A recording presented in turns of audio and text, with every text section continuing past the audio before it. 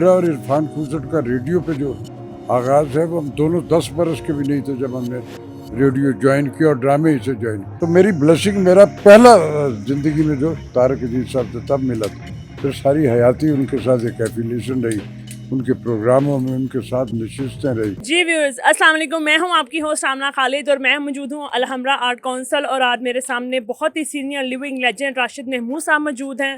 اور سب سے پہلے میں یہ کہنا چاہوں گی کہ یہ میرے لیے بہت آنر کی بات ہے, اور ایز اے اسٹوڈنٹ اور میں بہت کنفیوز بھی ہوں اور جو ہے کانفلکٹ کا بھی شکار ہوں کہ اتنے بڑے لیونگ لیجنڈ سے بات کرنا, انٹرویو کرنا, it's a great honour for می.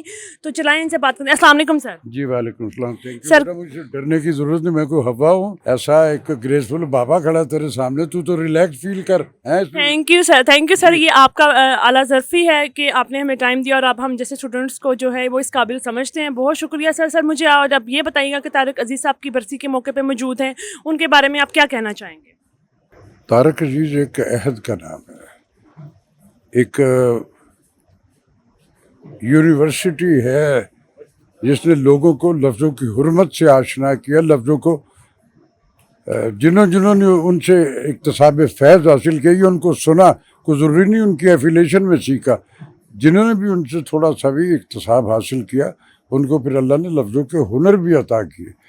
بالکل ایک ملٹی ڈائمینشنل شخص تھے, دانشور تھے, شاعر تھے, ادیب تھے, کالمسٹ تھے, صرف کمپیئر نہیں تھے, ہوسٹ نہیں تھے, ڈرامہ آرٹسٹ بھی تھے. اور میں تمہیں بتاؤں آج اندر 60s میں نے طارق عزیز کو جتنے آج اندر آئے ہوئے تھے یہ سب بعد میں زندگی میں ملے ہوں گے, اور بے شمار جو اندر بیٹھے ہوئے تب پیدا بھی نہیں ہوئے تھے جب میری طارق عزیز کو پہلی بار میں ملا تھا. یہ میں 60s کی بات کرتا ہوں, ناؤ آئی ایم 70+. میرا اور عرفان خوسٹ کا ریڈیو پہ جو آغاز ہے وہ ہم دونوں 10 برس کے بھی نہیں تھے جب ہم نے ریڈیو جوائن کیا اور ڈرامے سے جوائن. تو سب سے پہلا جو میرا زندگی کا پہلا قدم ہے جو میں نے ریڈیو پہ کیا تھا وہ ڈرامہ تھا بانو آپا کا لکھا ہوا کلو, جس کو بعد میں پاکستان ٹیلی ویژن پہ ایوب خاور صاحب نے کیا اور ماریا باستی نے اس کا رول کیا. تو ریڈیو پہ جب انہوں نے آپا نے لکھا تھا تو اس وقت طارق عزیز 23-24 برس کے ایک ینگ نوجوان تھے, اور اس میں موہنی حمید, کمل نصیر جو ہماری اللہ گری کی رحمت کرے, میڈم کمل کو بھی اور اس کو مونی آپا کو بھی, تو وہ تھی. اور میں اس پہ بچے کا, تو میری بلشنگ میرا پہلا زندگی میں جو طارق عزیز صاحب سے تب ملا.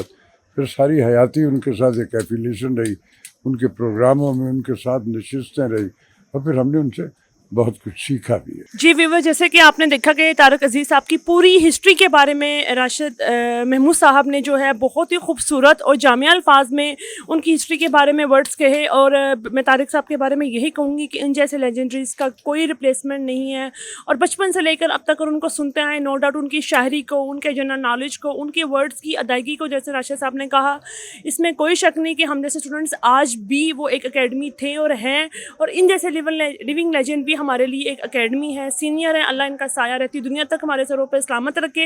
اور طارق عزیز صاحب کے بارے میں کہنے جاؤں گی کہ اللہ تعالیٰ ان کا جنتوں میں گھر کرے, انہیں اعلیٰ مقام عطا کرے, ہمیں اسپیشلی یوتھ کو ان کے نقش قدم پہ چلنے کی توفیق عطا فرمائے. Thank you sir, thank you for joining us, thank you for giving us time. Thank you بیٹا. Thank you sir.